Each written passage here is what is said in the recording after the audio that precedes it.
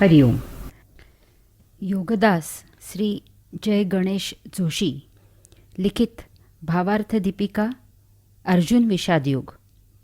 अर्जुन विषाद. देवगण सत्वगुण. देवगण असलेल्या लोकांचा सत्वगुण प्रभावी असतो.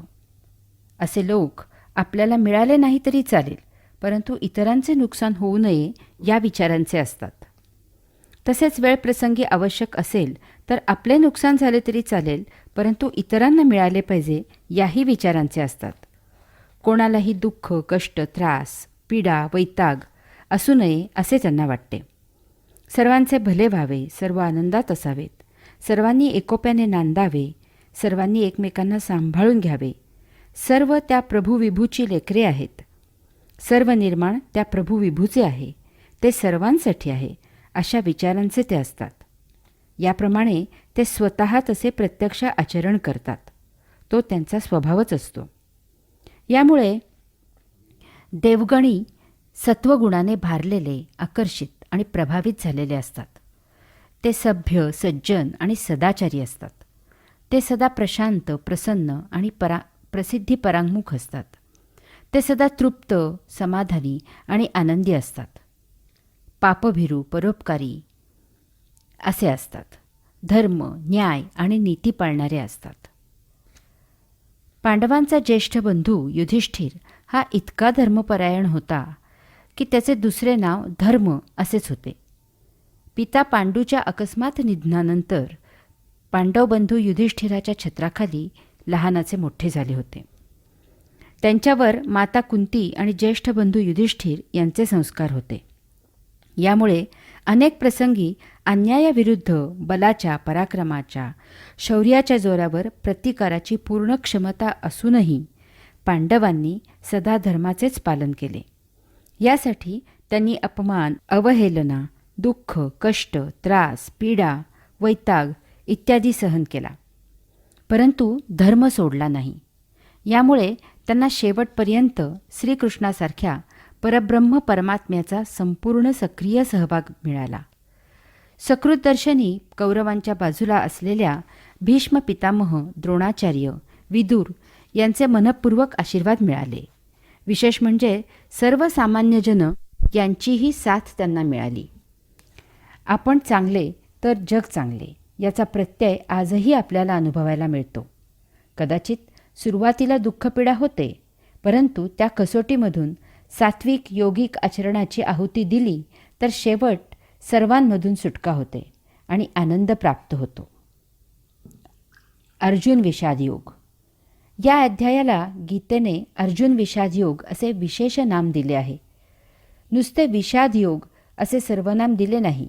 याला खास कारण आहे. विषादाचा एक विशेष असा आहे की ज्या कारणाने विषाद होतो त्याच कारणाने त्याचा नाश होतो. येथे कार्यकारणभाव नसून फक्त कारणभाव आहे. प्रत्येक कार्याला त्याआधी काहीतरी कारण घडलेले असते आणि मग त्यामुळे कार्य घडते. कार्याला विविध कारणे असू शकतात. यामुळे त्याप्रमाणे विविध कार्य घडतात.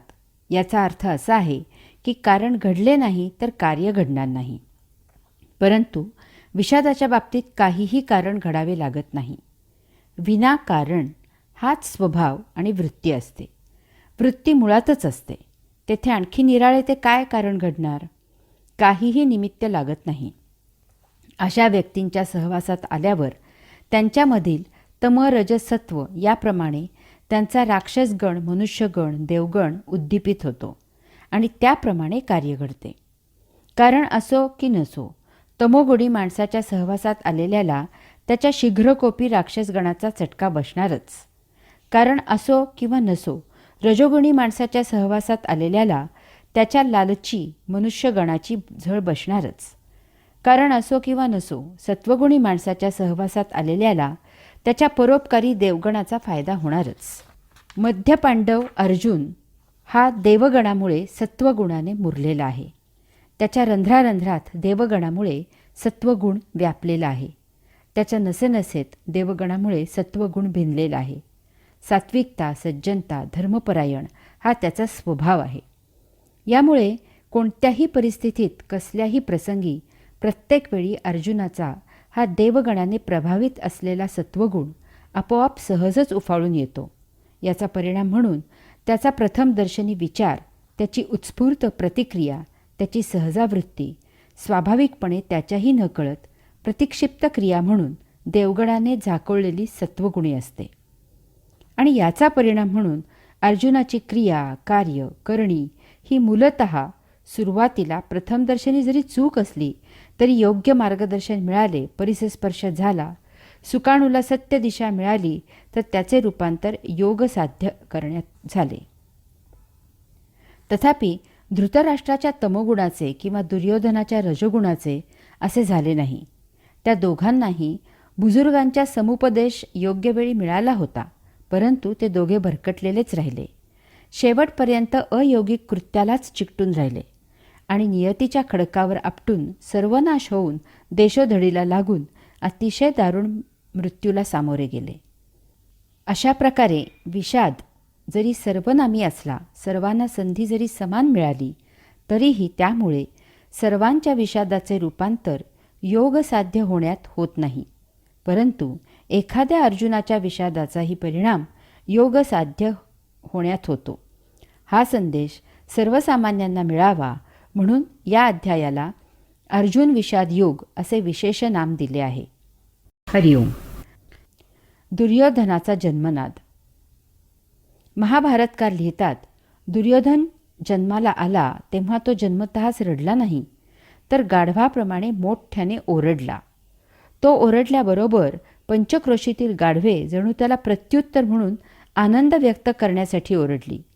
त्याबरोबर गिधाडे, कोल्हे, कावळे इत्यादींनी अक्षरशः धुमाकूळ घातला. चहूबाजूने सोसाट्याचे उष्ण वारे वाहू लागले. सारे वातावरण तप्त झाले.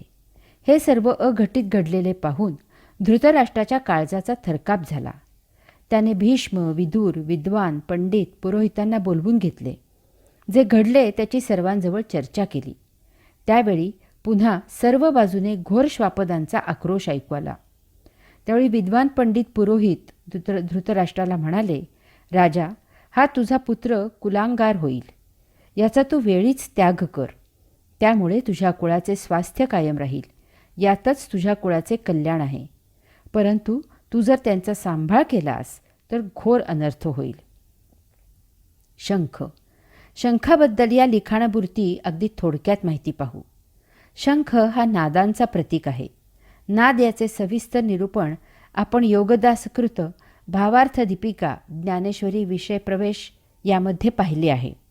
यामधील सर्व आवश्यक त्या 4 ओळी पुन्हा सांगतो. नाद हा मूलभूत पायाभूत ध्वनी असतो. यामधून अद्याप काहीही निर्माण झालेले नसते. तथापि त्याच्यामुळे त्याच्या आधाराने निर्माण होण्याची तयारी पूर्ण झालेली असते. तो स्वतः प्रत्यक्ष काहीही निर्माण करत नसतो. तथापि त्याच्या उपस्थितीशिवाय पुढील निर्माण शक्य नसते. तो सर्व निर्मितीचा मूलभूत पायाभूत आधार असतो. आपल्या हिंदू धर्मात शंखाचे फार महत्त्व आहे. त्याची पूजा करून मग देवदेवतांची पूजा केली जाते. पूजेचे वेळी शंखामध्ये पाणी भरतात आणि दुसऱ्या दिवशी ते तीर्थ म्हणून प्राशन करतात. शंखनादामुळे सकारात्मक ऊर्जा प्रसवते. आजूबाजूचे वातावरण शुद्ध आणि पवित्र होते. शंख वाजवल्यामुळे शारीरिक फायदेही पुष्कळ आहेत. त्यामुळे आपल्या देहामधील स्नायू बळकट होतात. रक्तप्रवाह सुरळीत होतो. यामुळे एकूणच प्रकृती उत्तम राहते. शंख शिवपूजेत निषिद्ध आहे. कदाचित शंख शिवाच्या मृत्युदाता या कार्याच्या विरुद्ध आहे, म्हणून तसे असावे असे वाटते. कृष्णार्जुनाचे आगमन. दुसऱ्या प्रवचनाचे शेवटी आपण पाहिले की पितामह भीष्माचार्यांनी सिंहनाद केला, शंखध्वनी केला. ते दोन्हीही नाद एकत्र मिसळले आणि यामुळे त्रैलोक्य बधीर झाल्यासारखे झाले. त्याबरोबर कौरवांच्या सैन्याने रणवाद्ये वाजवून रणभूमी दुमदुमून टाकली. असा हा नाद रणभूमीवर निनादत असतानाच रणभूमीवर दिव्य रथामधून कृष्णार्जुनांचे आगमन झाले. माऊलींनी त्या रथाचे फार सुरेख वर्णन केले आहे. पुढे माऊली म्हणतात, देखा नवलतया प्रभूचे अद्भुत प्रेम भक्ताचे जे सारथ्यपण पार्थाचे करीतू असे. अर्थात त्या प्रभू विभूचे आश्चर्य पहा, त्याचे भक्तावरील आगळेवेगळे प्रेम पहा. तो अर्जुनाचे सारथ्य करत आहे. येथे काही गोष्टी माऊली मुद्दाम अधोरेखित करत आहेत. भगवंत श्रींचा भक्तावरील हा प्रेमयोग आहे. अर्जुन भगवंत श्रींचा भक्त आहे. त्याच्याकरिता भगवंत श्री काय करत आहेत ते पहा. त्या काळी साधारणपणे रथाचे सारथ्य सूतपुत्र म्हणजे दासीपासून झालेली अपत्य करत असत. त्या काळाचा विचार करता रथाचे सारथ्य हे अत्यंत कुशल परंतु एक गौण काम होते. जसे आता एखाद्या गाडीचा ड्रायव्हर असणे हे काम. असे काम केवळ अर्जुनासारख्या भक्तासाठी भगवंत श्री आपणहून करत आहेत. येथे भगवंत श्री अर्जुनाचे सारथ्य करत आहेत असे माऊली सांगतात. याचा अर्थ अर्जुनाच्या रथाचे सारथ्य करणे, त्याला युद्धासाठी मार्गदर्शन करणे, प्रसंगी त्याचे रक्षण करणे इत्यादी अशा प्रकारे ते भक्ताची काळजी घेत आहेत. यानंतरचा मुद्दा, याचा अर्थ सर्वसामान्य जनांनी समजून घ्यायचा आहे की भगवंत श्रींची भक्ती करत आपण नैसर्गिकपणे नियतीने दिलेले आपले प्राप्त काम विना अट विना तक्रार स्वीकारून करत असावे. त्याच कामाच्या माध्यमामधून भगवंत श्री या सृष्टीची लीला आपल्या देहामधून अवलोकन करत आहेत. त्याला साथ द्यावी. जीवन जगणे हे भगवंत श्रींसाठीच आणि भगवंत श्रींचे काम आहे याची सतत जाणीव ठेवावी. अशांचे भगवंत श्री आपणहून दास होतात. त्यांची सर्वतोपरी काळजी घेतात. कारण अशी काळजी घेणे म्हणजे अप्रत्यक्षपणे त्यांच्या लीला अवलोकन करण्याचीच काळजी घेणे असं आहे. हरिओम. पायीकू पाठीसी घातला आपण पुढा राहिला, तेणे पांचजन्यू आस्फुरिला आवलिळची. अर्थात सेवकाला पाठीशी घातला, आपण अग्रभागी राहिला, मग अगदी सहजच त्यांचा पंचजन्य शंख लीलेने फुंकला गेला. येथे माऊली काही गोष्टी ठळक करत आहेत. 1. तू भिवू नको, मी तुझ्या पाठीशी आहे असे सांगणारेच बहुतांशी असतात. कारण जोपर्यंत सर्व ठीकठाक असते तोपर्यंत खंबीरपणे मागे आधार द्यावा. परंतु बाका प्रसंग आला की मागच्या मागे पसार व्हावे. आपल्याला तोशिष नको. भोजनभाऊ समारंभाचे पाहुणे सर्वच असतात, परंतु प्रसंगाचे शिलेदार फार फार थोडे असतात. 2. यास्तव आपला सद्गुरू साक्षात्कारी आहे याची खात्री करावी. असाच सद्गुरू उपदेश करण्यासाठी योग्य असतो. उपदेश याचा अर्थ जाणून घ्यावा आणि अशाच्या मार्गदर्शनाखाली भगवंत श्रींची भक्ती करावी. ढोंग्यांची भक्ती करून आपले दुर्मिळ जीवन वाया घालवू नये. पैसा, प्रसिद्धी, प्रतिष्ठा यांच्या मागं लागलेल्यांना गुरु करून आपण भरकटू नये. 3. भगवंत श्रींनी रथावर सर्वात पुढची जागा घेतली आहे. भर रणांगणावर हाती शस्त्रास्त्र नसून घोड्यांसाठी असलेला फक्त चाबूक आहे. अर्जुनाला मागे घेऊन लढाई करायला भगवंत श्री दिशादर्शक झाले आहेत. त्यांनी वेळप्रसंगी रणांगणावर अर्जुनावर फेकलेली दिव्य अस्त्रे अर्जुनाचे रक्षणार्थ स्वतःच्या देहाची ढाल करून झेलली आहेत. 4. आता भगवंत श्रींच्या अंगी अर्जुनाचा रथाचे सारथ्य करणे, लढाईसाठी त्याला मार्गदर्शन करणे, त्याचे रक्षण करणे, धर्माला आणि न्यायनीतीला युद्ध जिंकून देणे इत्यादी असे हे कार्य इतके भिनले आहे की त्यांच्याकडून त्यांचा तो अद्भुत पांचजन्य शंख आपोआप उत्स्फूर्तपणे फुंकला गेला. अशा लीला भगवंत श्रींकडून आपोआप होत असतात. परितू महाघोषू थोरू, गरजतू असे गहिरू, जैसा उदेला लोपी दिनकरू नक्षत्राते. तैसे तुरबंबाळू भवते, कौरवदळी गाजत होते, ते हरपोनी नेणो केऊते, गेले तेथ. अर्थात परंतु सूर्योदय झाल्यावर जशी नक्षत्रे लोप पावतात तशी त्या शंखाच्या महानाद ध्वनीने कौरवांच्या सैन्यामध्ये होत असलेला वाद्यांचा गजर कोणीकडे नाहीसा झाला त्याचा पत्ता लागेना. कौरवांचे सेनापती भीष्म पितामहांनी प्रथम शंख फुंकला आहे, परंतु याप्रमाणे पांडवांच्या बाजूने त्यांचा सेनापती दृष्टद्युम्न याने शंख फुंकला नाही. तर या धर्मयुद्धाचे आव्हान ज्यांनी स्वीकारले आहे, जे हे धर्मयुद्ध जिंकून देऊन धर्मसंस्थापना करणार आहेत, ते भगवंत श्री प्रथम शंख फुंकून युद्ध सुरू करायला अनुमती देत आहेत. माऊली सांगतात, सूर्य उगवला की रात्र संपते आणि दिवस सुरू होतो. रात्रीची नक्षत्रे निस्तेज होतात आणि लोप पावतात. त्याप्रमाणे भगवंत श्रींच्या शंखध्वनीने कौरवांच्या वाद्यांचा गजर लोप पावला, हवेत विरून गेला, नष्ट झाला. कौरवांच्या सैन्याचा उत्साह निस्तेज झाला.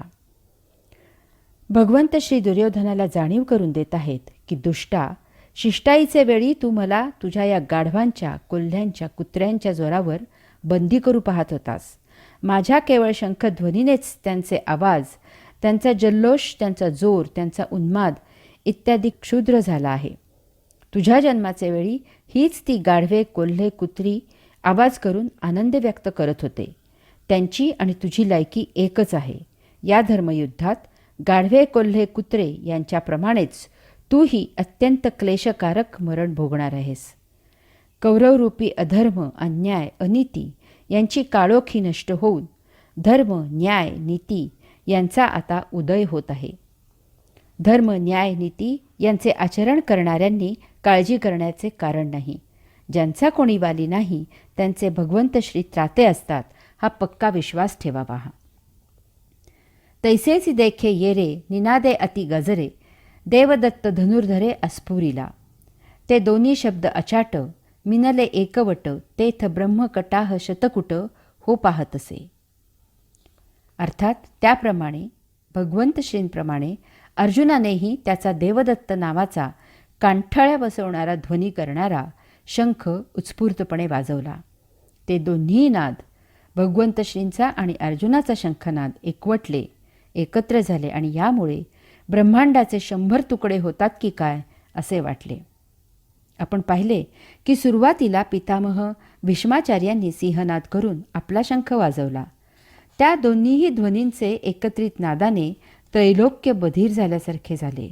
तथापि कृष्णार्जुनांच्या शंखाध्वनीने पितामह भीष्माचार्यांचे सिंहनाद आणि शंखनाद असे 2 नाद हवेत कुठल्या कोठे विरून गेले त्याचा पत्ता लागला नाही.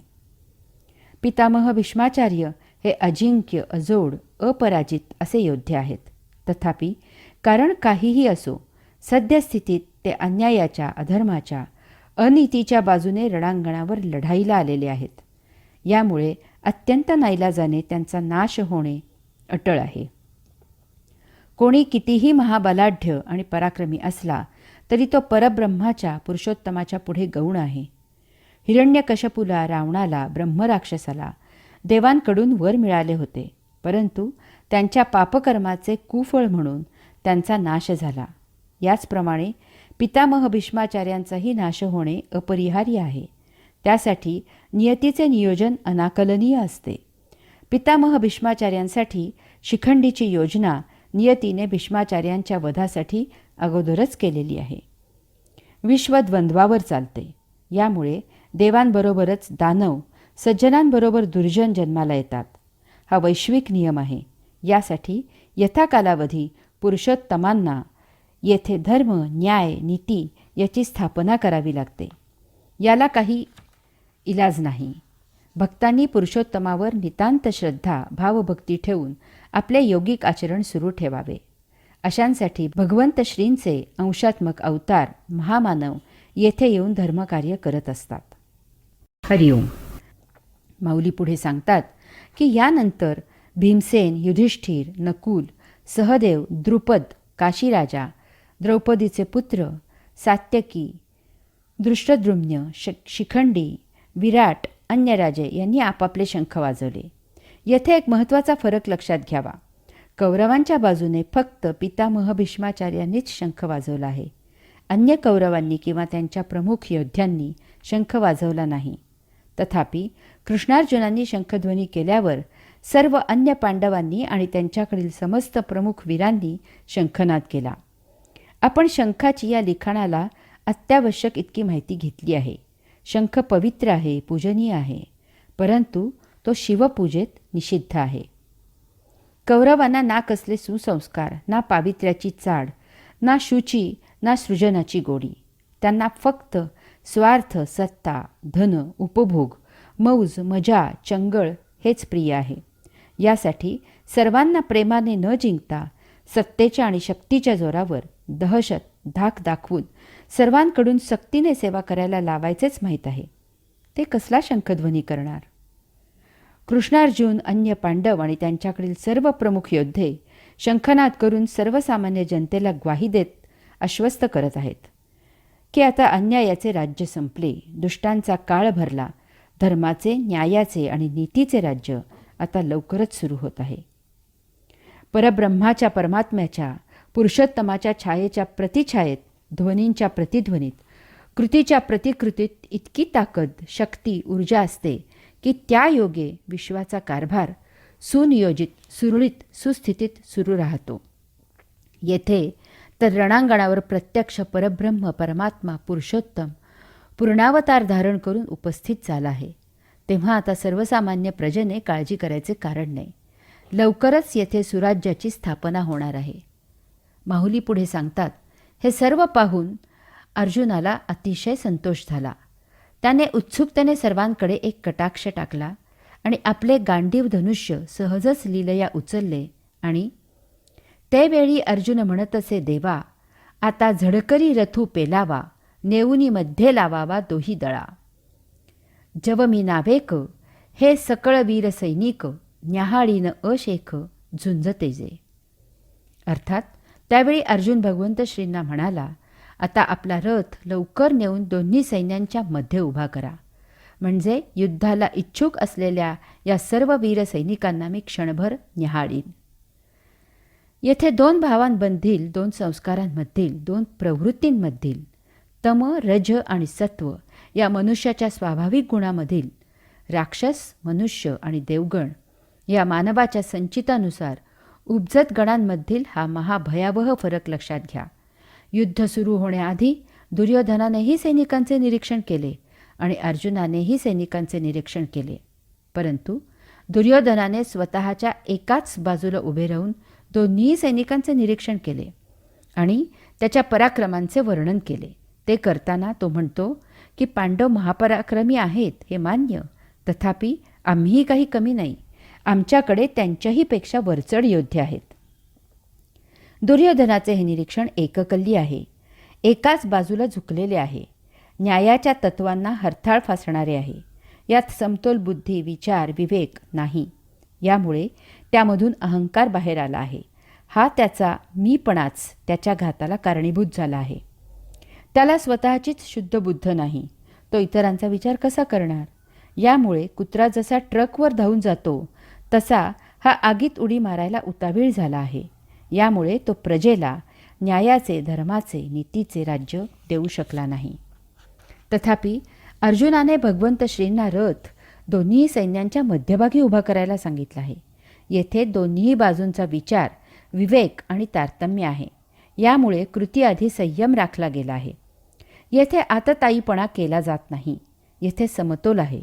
स्वतःप्रमाणेच अन्यांचा पण विचार केला आहे. यामुळे त्याच्याकडून धर्म, न्याय, नीती याचा आदर राखला गेला आहे. त्याने एकदम युद्धाला सुरुवात केली नाही.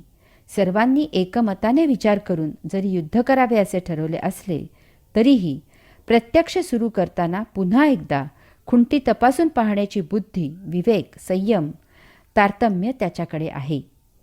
अर्जुन भक्तियोगामधील प्रेमयोगही प्राप्त झालेला आहे.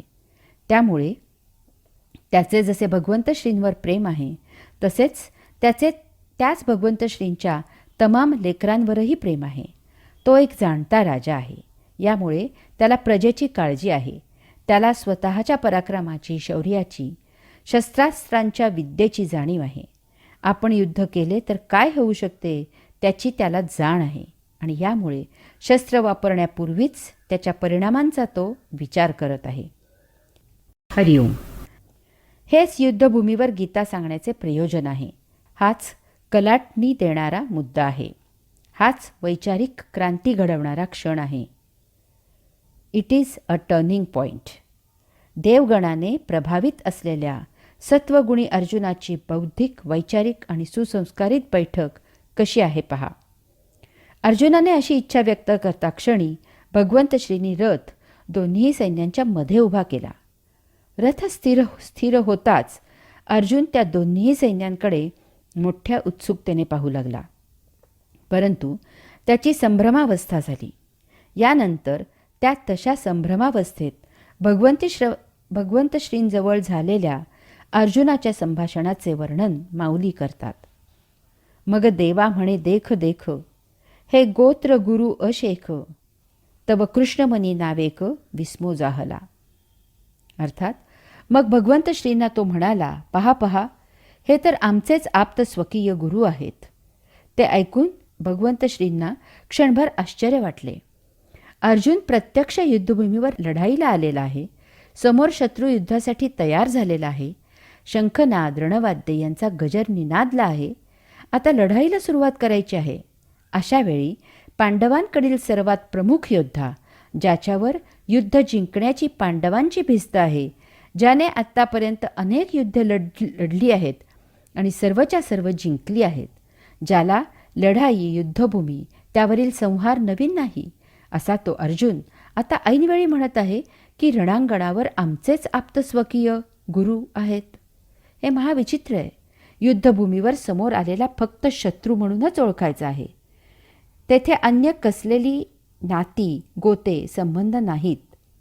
तेथे कोणीही आप्त नाही आणि स्वकीय नाही आणि गुरुही नाही. समोर फक्त आणि फक्त शत्रू आहे. त्याला कसेही करून नामोहरम करायचे आहे. प्रसंगी त्याला ठार करायचं आहे. येथे जराही कसलीही किंचितही दया, माया, क्षमा, शांती नाही. येथे युद्ध जिंकणे एवढे एकच कर्तव्य करायचे आहे. परंतु अर्जुन ऐन युद्धप्रसंगी काहीतरी भलतेच युद्धभूमीवर वीराला अशोभनीय असे बोलत आहे. या भावभावना आहेत. भावभावना मानसिक असतात. त्या केव्हा कशा कोठे उफाळून येतील आणि आपला कब्जा घेतील याचा काहीही नेम नाही. यामुळे भगवंत श्रींना महाविस्मय, आश्चर्य वाटले आहे. त्यांनी ओळखले की अर्जुनाच्या मनात काहीतरी विचित्र खळबळ माजली आहे. ती बाहेर येणे आवश्यक आहे, कारण अशा मानसिक अवस्थेत तो पूर्ण क्षमतेने युद्ध करू शकणार नाही. युद्ध सुरू झाल्यावर मध्येच काही विघ्न यायला नको. यास्तव भगवंत श्री शांतपणे मौन राहिले आणि हा त्यांचा लाडका शिष्य सखा अर्जुन काय काय सांगतो हे ते लक्षपूर्वक ऐकण्याची भूमिका त्यांनी स्वीकारली. यानंतर अर्जुनाने भगवंत श्रींना जे सांगितले त्याचा थोडक्यात गोषवारा असा आहे. 1. देवा, मी सर्व सैन्य पाहिले. येथे तर माझेच सर्व आप्त स्वकीय गोत्रज एकमेकांशी युद्ध करून एकमेकांना ठार करायला उत्सुक झालेले आहेत. 2. यांच्याशी युद्ध कसे करावे, माझे मन आणि बुद्धी अस्थिर झाली आहे. 3. मला काही सुचेनासे झाले आहे. माझ्या अंगाला कापरे भरले आहे. घशाला कोरड पडली आहे. गात्रे शिथिल झाली आहेत. अंगावर काटा आला आहे. अंगाचा दाह झाला आहे. गांडीव धनुष्य धरण्यासाठी हात ढिला झाला आहे आणि ते माझ्या हातून केव्हा गळून पडेल ते मलाही समजले नाही. 4. वज्राहूनही कठीण आणि निष्ठुर असलेले माझे हृदय आप्तजनांबद्दल मोहाने व्यापले आहे. 5. येथे एक क्षणभरही थांबू नये असे मला वाटते. 6. जर कौरवांना ठार मारायचे असेल तर मग युधिष्ठिराला का ठार करू नये, कारण ते दोघेही माझे गोत्रज आहेत. 7. आग लागो या युद्धाला. या पातका वाचून आमचे काय अडले आहे. 8. युद्धाचा परिणाम फार वाईट होईल, तथापि युद्ध न केल्यास ते कल्याणकारक आहे. 9. या सर्वाचा वध करून राज्य भोगायचे असेल तर त्याला आग लागो. 10. हे असले सुख उपभोगण्याऐवजी आम्ही त्याविना दुःख सोसू. 11. या सर्वांचा घात करून राज्य उपभोगावे असे माझ्या स्वप्नातही येणार नाही. 12. कुळाने स्वकीयांचा संहार करावा यासाठीच कुळामध्ये पुत्रप्राप्तीची इच्छा करतात का. 13. कुळाने पराक्रम करावा, आपले जीवन खर्च करावे आणि त्याचा वडीलधाऱ्यांनी उपभोग घ्यावा, याऐवजी आम्ही यांचे अहित चिंतित आहोत. 14. हे समोर असलेले आपल्या कुटुंबियांवर पाणी सोडून तलवारीच्या धारेवर आपले प्राण ठेवून येथे मरायला आले आहेत. यांना कसे मारावे. 15. पितामह भीष्म, गुरु द्रोण, मेहुणे, सासरे, मामा, बंधू, पुत्र, नातू, आप्त, स्वकीय यांना मारण्याचा विचारही महापाप आहे. 16. त्यांनी आम्हाला ठार मारले तरी यांचा घात मी करणार नाही. 17. त्रिभुवनाचे निष्कंटक राज्य जरी मिळाले तरी मी असे अनुचित कर्म करणार नाही. 18. कुलक्षय केला तर आमच्या पुण्याचा लवलेशही उरणार नाही, यामुळे आम्ही तुला दुरावू.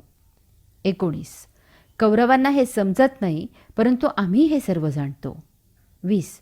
कुलक्षय झाला की कुलीन स्त्रिया वाममार्गाला लागतात. 21. कुलक्षय करून ज्या शरीराने उपभोग घ्यायचा ते शरीर तर नाशिवंत आहे. शूर, वीर, अपराजित अशा अर्जुनाला या सर्वांबद्दल करुणा निर्माण झाली. त्याला आप्त स्वकीयांबद्दल दयेचा पाझर फुटला.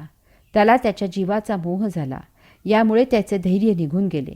त्याला त्याची वीरवृत्ती सोडून गेली. अशा प्रकारे आता जरी कौरवांनी आपल्यावर शस्त्र उगारले तरी तेच त्यांच्यासाठी चांगले आहे असे म्हणून अर्जुनाने रथामधून खाली उडी टाकली आणि निःशस्त्र होऊन तो तेथे दुःखाश्रू गाळत बसून राहिला. हाच तो अर्जुनाचा विषाद आहे. हरिओम. आपण विषादाचा अर्थ पहिल्या प्रवचनात पाहिला आहे. विषाद म्हणजे उत्साह नष्ट होणे, निराश होणे, वैफल्य येणे इत्यादी. याचे अन्यही अर्थ आहेत. मूर्खपणा, दुःख इत्यादी. याचा सुप्त अर्थ असा आहे की विषाद होण्यापूर्वी येथे उत्साह होता, आशा होती, फलाची आसक्ती, अपेक्षा आणि इच्छा होती. तसेच येथे शहाणपण होते, सुख होते. काही कारण घडले आणि त्याचे निराकरण होण्यापूर्वी त्यामधून विषाद निर्माण झाला. कारण काय घडले यापेक्षा त्यामधून विषाद निर्माण झाला हे महत्त्वाचे. त्याने प्रत्यक्ष आचरणाचा कब्जा घेतला आणि या सर्वांवर बोळा फिरला. जे होते त्याच्याबरोबर विरुद्ध चित्र निर्माण झाले. यामुळे विषाद हा मनाचा प्रांत आहे. येथे भावभावनांचा प्रश्न आहे.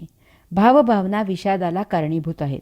याचा अर्थ हा कल्पनांचा, रसास्वादाचा, साहित्याचा, वाङ्मयाचा आणि म्हणून हा काव्यशास्त्र आनंद याचाही विषय आहे.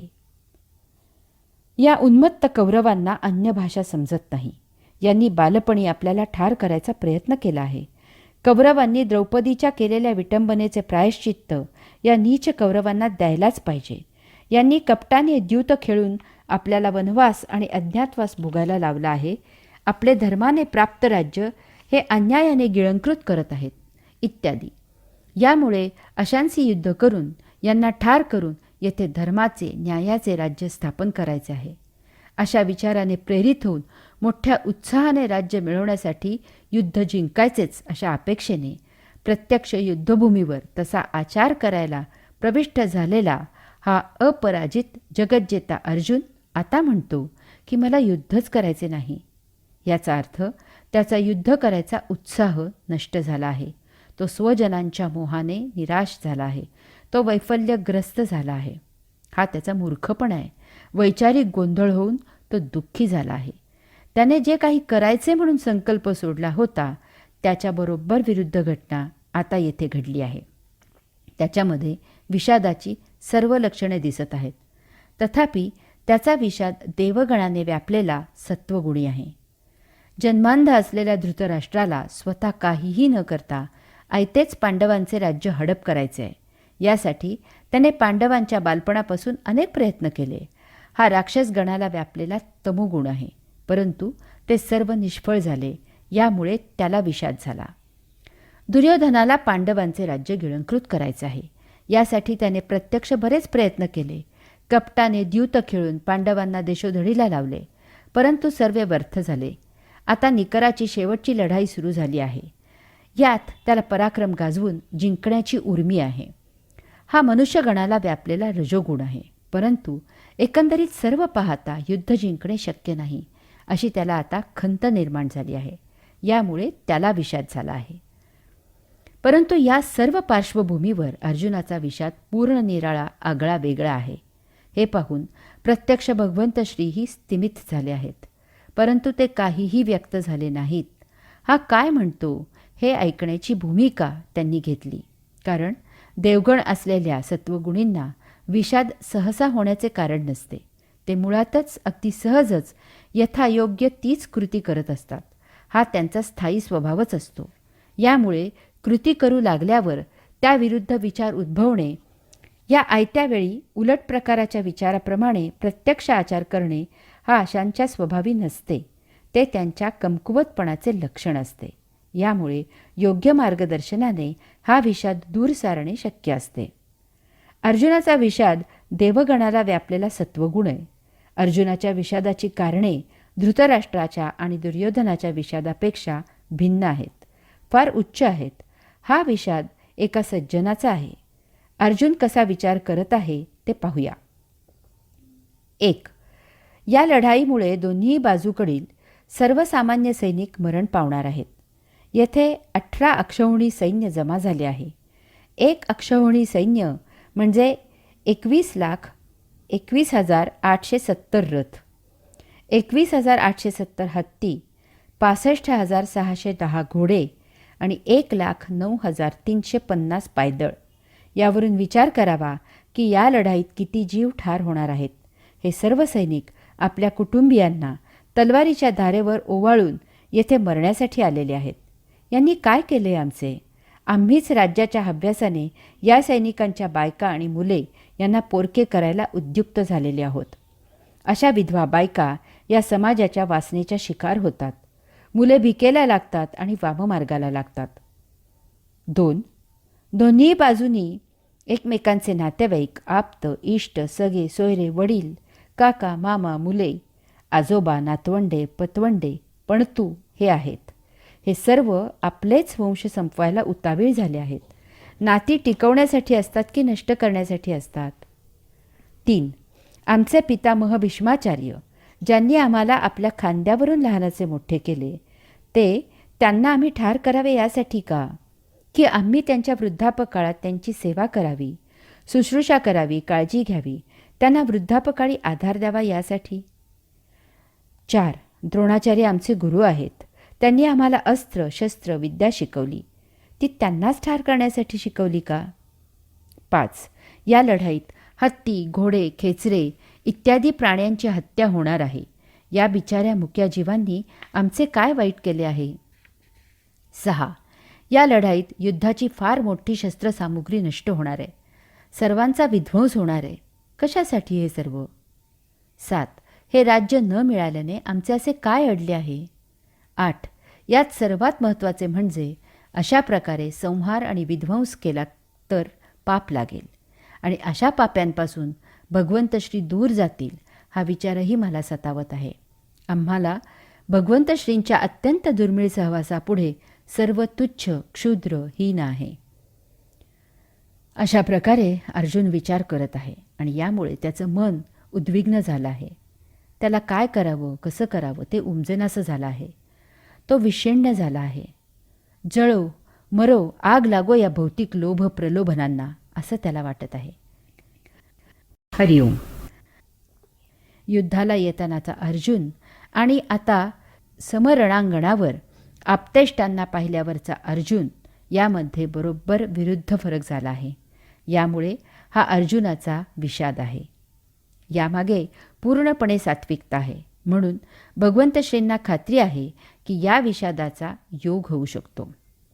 कारण धृतराष्ट्र आणि दुर्योधनाला समुपदेशन करून काही उपयोग झाला नाही. उलट त्यांचा राक्षसगणाला आणि मनुष्यगणाला पछाडलेला तमोगुण आणि रजोगुण जास्तच उफाळून आला. ते जास्तच उन्मत्त झाले. मूर्खांना उपदेश करणे म्हणजे पालथ्या घड्यावर पाणी असते. तथापि अर्जुन देवगणाने युक्त असा सत्वगुणी आहे. याच्यावर मेहनत घ्यायला हरकत नाही. येथे त्या विषादालाही योगाचा अंकुर फुटू शकतो आणि सृजन होऊ शकते.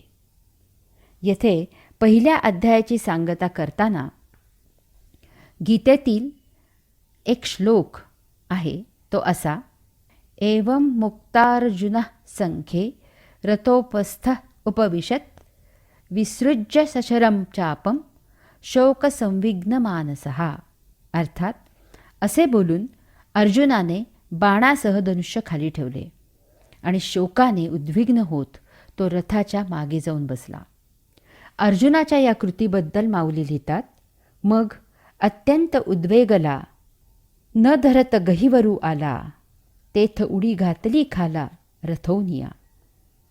अर्थात अत्यंत उद्वेगाने अनिवार गहिवर होऊन त्याने रथामधून खाली उडी घेतली. येथे गीतेचे सांगणे आणि माऊलींनी त्यावर केलेले भाष्य यामध्ये मूलभूत फरक आहे. गीता सांगते की त्याने धनुष्यबाण खाली ठेवले आणि शोकाने उद्विग्न होत रथाच्या मागे जाऊन बसला. माऊली सांगतात की अत्यंत उदासीन होऊन त्याने रथामधून खाली उडी घेतली. गीता सांगते अर्जुन शोकाने उद्विग्न झाला. त्याने धनुष्यबाण रथामध्ये खाली ठेवले. आता आपण युद्ध करणार नाही असे त्याने जे भगवंत श्रींना सांगितले आहे त्याबद्दलची त्याची ती स्वाभाविक प्रतिक्रिया आहे. धनुष्यबाणाचा त्याने त्याग केला आणि तो रथाच्या मागे जाऊन बसला. अर्जुन आणि धनुष्यबाण रथामध्येच आहेत. रथाच्या मागे जाऊन बसण्यामध्ये त्याने त्याचा शोक व्यक्त केला आहे. त्याने भगवंत श्रींना आत्तापर्यंत जे काही सांगितले आहे त्यावरून त्याचं उद्विग्न होण्याचे कारण त्याचा वैचारिक बौद्धिक गोंधळ उडाला आहे असे आहे. ज्यावेळी मतभेद होतो तेव्हा समोरील व्यक्ती जर वाद घालणारी असेल तर ती डोळे ताठ करून डोळ्याला डोळा देत वाद घालते. तथापि समोरील व्यक्ती जर सभ्य, आदर, मान सन्मान देणारी असेल तर ती नजरेला नजर न देता मान दुसरीकडे फिरवते. आत्ता भगवंत श्रींसमोर अर्जुन आहे. तो भगवंत श्रींना मान देणारा, त्यांचा आदर ठेवणारा, भगवंत श्रींना त्यांचे सर्वस्व मानणारा, त्यांचा लाडका सखा असा आहे. त्यामुळे त्याने भगवंत श्रींना त्यांचे मत सांगितले आणि हे मत त्यांच्यापेक्षा निराळे असल्यामुळे त्याचा मान राखण्यासाठी तो रथाच्या मागे जाऊन बसला आहे. अशा वेळी तो भगवंत श्रींच्या समोर थांबू शकत नाही, त्यांच्या नजरेला नजर देऊ शकत नाही. याचा अर्थ असा आहे की आता जर भगवंत श्रींनी त्याला वैचारिक आणि बौद्धिकदृष्ट्या पटवून दिले की सांप्रत परिस्थितीमध्ये त्याने प्राप्त युद्ध करणे खूपच श्रेयस्कर आहे, हेच श्रेयस्कर आहे, तर तो युद्धाला तयार होऊ शकतो.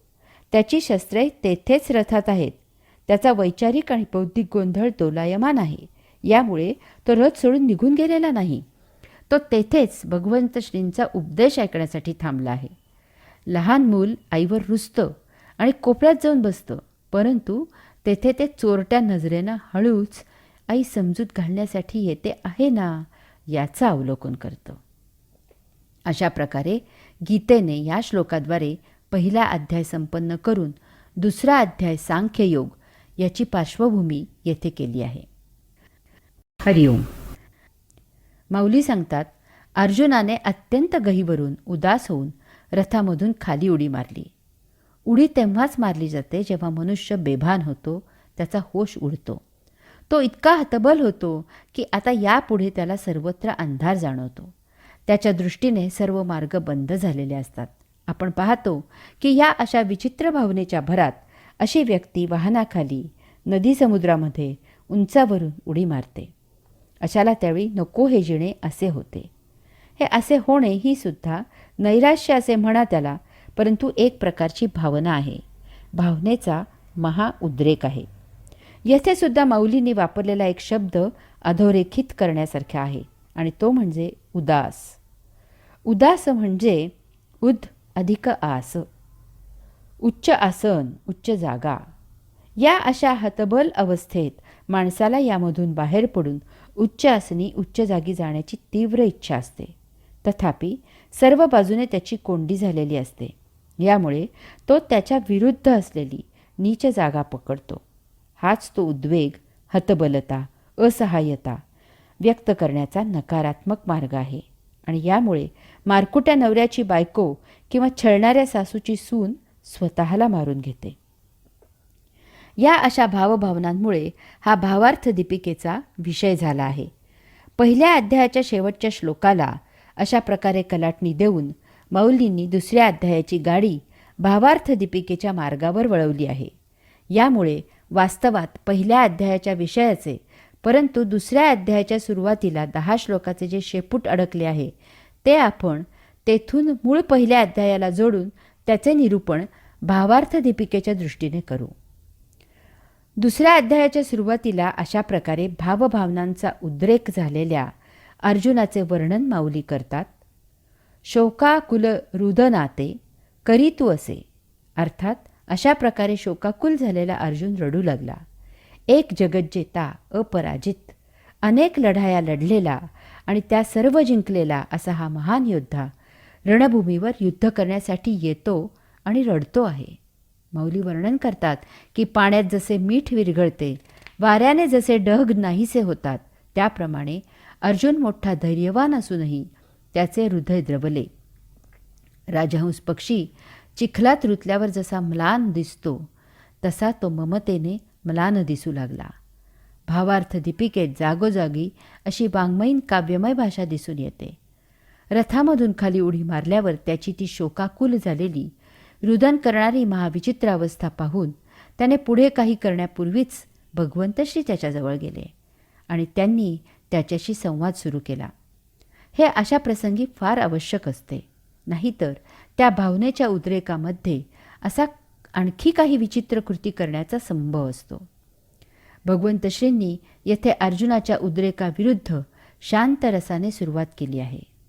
प्रथम त्यांनी त्याची शोकमग्न अवस्थेची विचारपूस केली आहे.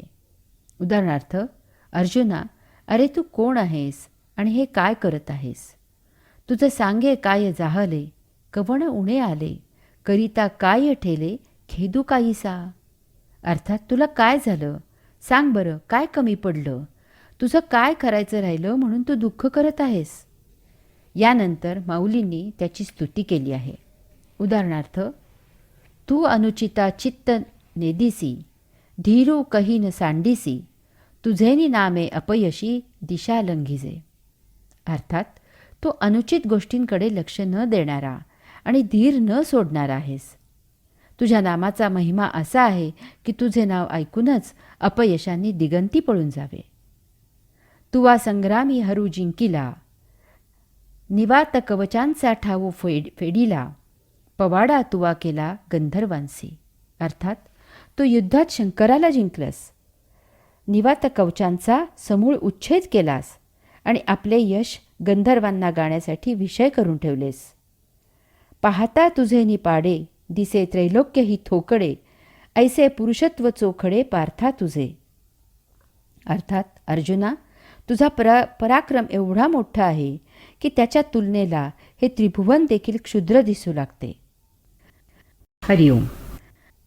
यानंतर अर्जुनाने युद्ध न करण्याचा जो निर्णय घेतला आहे त्याला सुरुंग लावण्यासाठी भगवंतश्रींनी साहित्यिक भाषेमध्ये चपकल समयोचित सुंदर उदाहरणे दिली आहेत.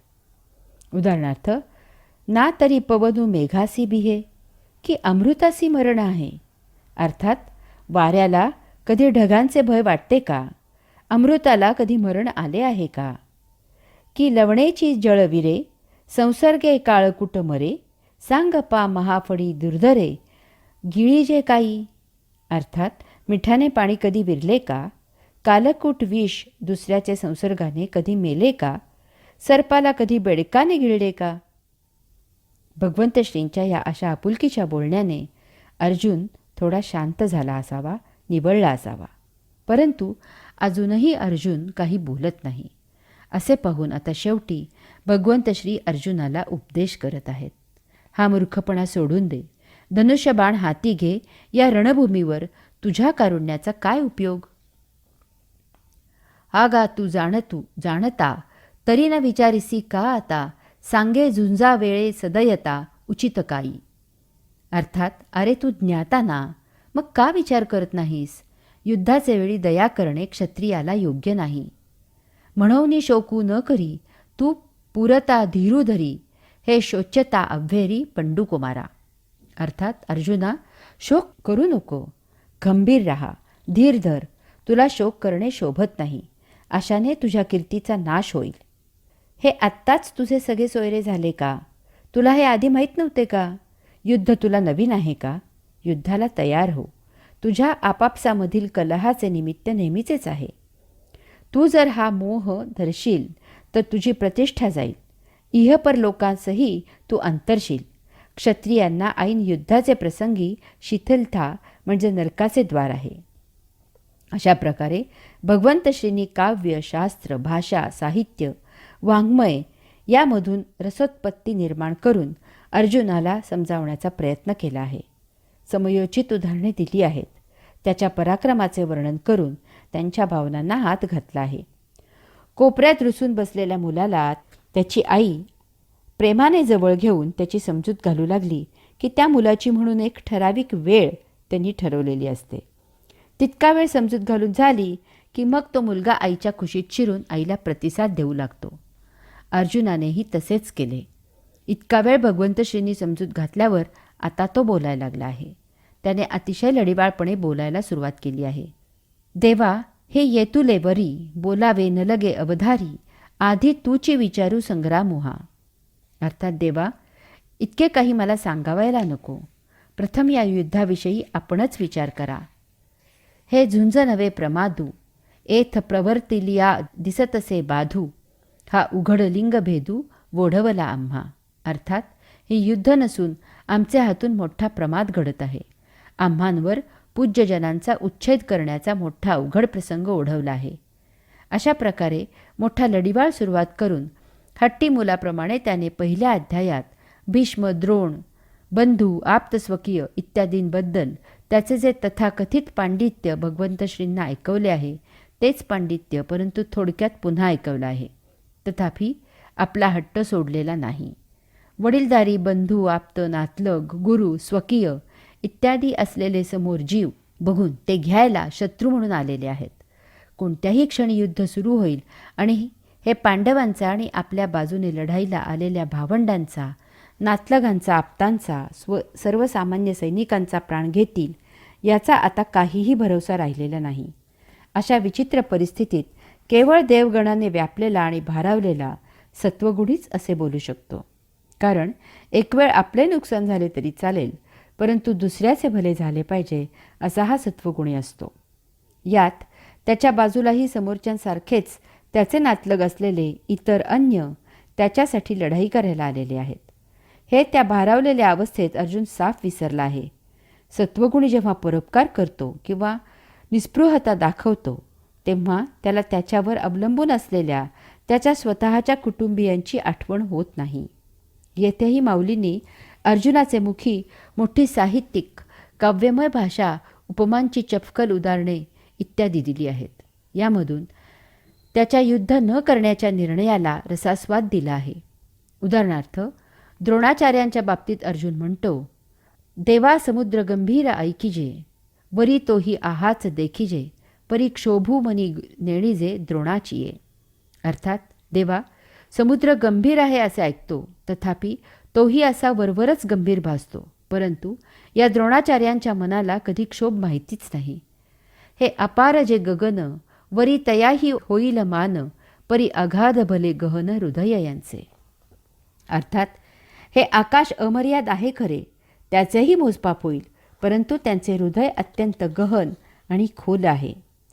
वरी अमृतही विटे, की काळवशे वज्रही फुटे, परी मनोधर्मू न लोटे विकरविलाही. अर्थात, एक वेळ अमृतही विटेल किंवा कालवशात वज्रही भंगेल, परंतु द्रोणाचार्यांच्या मनाला विकार निर्माण होणे केवळ अशक्य आहे. स्नेह लागी माये, म्हणिपे ते किरू होये, परी कृपा ते मूर्त आहे द्रोणी इये. अर्थात, ममता आईनेच करावी असे म्हणतात ते खरे आहे, परंतु या द्रोणाचार्यांच्या ठिकाणी ती तर मूर्तिमंत आहे. द्रोणाचार्य म्हणजे दयेचे माहेरघर, सर्व गुणांचे भांडार आणि विद्येचा अमर्याद सागर आहेत. अशांना मारून राज्यसुख घ्यावे अशी गोष्ट प्राणावर बेतले तरी मनातही येणार नाही. यापेक्षा भीक मागितलेली बरी, देहत्याग केलेला बरा किंवा गिरीकंदरी राहावे हे चांगले. त्याच्या रक्ताने माखलेले भोग हे कसे कवटाळायचे. इतके बोलूनही भगवंत श्री काहीच बोलत नाहीत, त्याच्याकडे लक्ष देत नाहीत असे पाहून अर्जुनाने प्रेमभक्तीचे बोलणे सुरू केले. हरिओम. माऊली वर्णन करतात, आम्ही काय करणे योग्य आहे हे विचार करूनही सुचत नाही, कारण या मोहामुळे माझे चित्त व्याकुळ झाले आहे. डोळ्यापुढे अंधार आल्यावर पुढचे काही दिसत नाही, मग जवळ असलेली वस्तूही दिसत नाही. देवा, तैसे मज जाहले, जे मन हे भ्रांती ग्रासले, आता काय हिता आपुले तेही नेणे. अर्थात, देवा, तसे मला झाले आहे, कारण माझे मन भ्रांतीने ग्रासले आहे. आता आपले हित कशात आहे हे मला समजेनासे झाले आहे. तरी श्रीकृष्णा, तुवा जाणावे, निकेतेक आम्हा सांगावे, जे सखा सर्वस्व आघवे आम्हासी तू. अर्थात, म्हणून श्रीकृष्णा, तू विचार करून योग्य ते आम्हाला सांग, कारण आमचा सखा, आमचे सर्व काही तूच आहेस. तूच आमचा गुरु, पिता, इष्टदेवता, संकटाच्या वेळी आमचे रक्षण करणारा तूच आहेस. कृष्णा, आईने मुलाचा त्याग केला तर ते कसे जगेल? त्याप्रमाणे देवा, तूच एक आम्हाला सर्वतोपरी आहेस. मी तुला आता सांगितलेले तुला मान्य नसेल, तसेच ते धर्माच्या विरुद्ध असेल तर ते आता मला त्वरित सांग. समोर समस्त कौरव पाहून मनामध्ये जो शोक निर्माण झाला आहे तो तुझ्या उपदेशाशिवाय अन्य कशानेही नष्ट होणारा नाही. जैसी बीजे सर्वथा आहाळली, ती सुख क्षेत्री जरी पेरिली, तरी न विरूढ ती संचिली आवडे तैसी. अर्थात ज्याप्रमाणे पूर्ण भाजलेले बी सुपीक जमिनीत पेरले आणि त्याला हवे तितके पाणी जरी घातले तरी त्याला अंकुर फुटणार नाही. ना तरी आयुष्य पुरले आहे, तरी औषधे काही नोहे, एथ एकची उपेगा जाये परमामृत. अर्थात आयुष्य संपले असले की औषधाने काही उपयोग होत नाही, तेथे एक परमामृताचाच उपयोग होतो. त्याप्रमाणे माझ्या मोहित बुद्धीला राज्य लोभाचे प्रलोभनही उत्तेजित करू शकणार नाही. यावेळी हे कृपानिधे, तुझी कृपाच माझा आधार आहे. परंतु पुन्हा काय झाले कळायला मार्ग नाही, कारण आपल्या विचारांचे पुरते मढे झाले आहे आणि त्याला संजीवनी श्रीकृष्ण केवळ तुझेच देवत्व देऊ शकते असे सांगणारा अर्जुन भगवंत श्रींना म्हणाला, परंतु आता तुम्ही मला काहीही उपदेश करू नका, माझी समजूत मुळीच घालू नका, मी मुळीच युद्ध करणार नाही असे पुन्हा एकदा सांगून ठाम सांगून तो मौन झाला. याचे भगवंत श्रींना फारच विस्मय वाटला. इतका वेळ अर्जवे करणारा अर्जुन शेवटी असे का म्हणाला? परंतु हाही प्रेमभक्तीचाच एक भाग आहे. मूल रुसले तर त्याची समजूत घालून आई त्याला लाडू द्यायला लागली तर ते लटक्या रुसव्याने आईला म्हणते की काही लाडू बिडू देऊ नको मला. तसेच अर्जुनाचे झाले आहे. ती जगज्जननी हे ओळखून आहे. आता आपल्याला फक्त पाहायचे आहे की भगवंत श्री या सज्जन, सात्विक, देवगुणी आणि सृजनात्मक विचारांना चूक कसे सिद्ध करतात ते. कारण आपल्यासारख्यांना अर्जुनाचा विचार जराही चूक वाटत नाही, उलट तो बरोबरच आहे असे वाटते. यामुळे भगवंत श्रींना अर्जुनाच्याच वैचारिक काट्याने त्याच्यामधील विषादरूपी काटा काढावा लागणार आहे. त्याच्यातील नैसर्गिक सत्वगुणाने त्याच्यामधील देवगणाला नियतीच्या मार्गाला वळवावे लागणार आहे. त्याच्यामधील या आप्तेष्टांबद्दलच्या भावनांना, मोहाला, दयेला, करुणेला ललकारून त्याहूनही श्रेष्ठ अशा कर्तव्य कर्मासाठी भावनाविवश करावे लागणार आहे. हे काम तसे सोपे नसून फार बिकट आहे. समोर सात्विकतेने ओथंबून भरलेला, विद्यासंपन्न असलेला अर्जुन आहे. येथे वैचारिक, बौद्धिक, आध्यात्मिक कसोटी लागणार आहे. त्याला प्रथम सांख्य योगाने स्वधर्म सांगावा लागणार आहे. त्याच्यामधील ज्ञानयोगी जागा करावा लागणार आहे आणि कर्मयोगाचे सर्वश्रेष्ठ महत्त्व त्याच्यासारख्या क्षत्रियाच्या गळी उतरवावे लागणार आहे. यामधून भक्ती उद्युक्त करावी लागणार आहे. या अनुषंगाने अन्य सत्व, रज, तम, आहार, विहार इत्यादी अनेक विषयांनाही स्पर्श करावा लागणार आहे. आता आपल्याला श्रीकृष्ण भगवंत श्री परमात्मा पुरुषोत्तम हे कार्य कसे करतात, आपल्यासाठीही जीवनाला अत्यंत उपयुक्त असलेला हा पाठ कसा घेतात, हे विद्यार्थी होऊन जाणून घ्यायचे आहेत. हरिओम.